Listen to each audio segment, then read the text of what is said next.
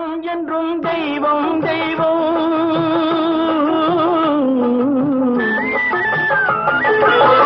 பெற்றெடுத்த உள்ளம் என்றும் தெய்வம் தெய்வம். அது பேசுகின்ற வார்த்தை என்றும் மௌனம் மௌனம். ரத்தத்துடன் சேர்ந்ததந்த பாசம் பாசம். அது நாள் கடந்தும் பிள்ளையுடன் பேசும் பேசும். அது நாள் கடந்தும் பிள்ளையுடன் பேசும் பேசும். அன்றொரு நாள் மன்னன் சாலமனுடைய சபையில் ஒரு விசித்திரமான வழக்கு வந்தது.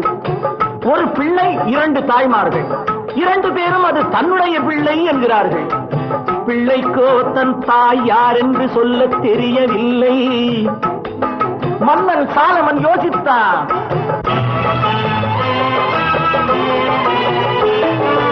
ஒரு தாயார் பல பிள்ளை பெறுவதுண்டு, 2 தாய்க்கு ஒரு பிள்ளை வருவதுண்டோ?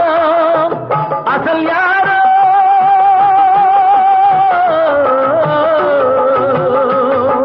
நகல் யாரோ?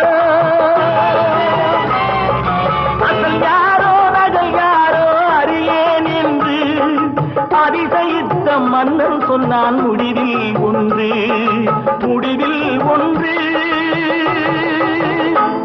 2 பேருமே இது தன் பிள்ளை என்பதால் யாரிடம் ஒப்படைப்பதென்று தெரியவில்லை. ஆகவே காவலா, இந்த பிள்ளையை ஆளுக்கு பாதியாக கொடு என்றார். காவலன் சென்றான்,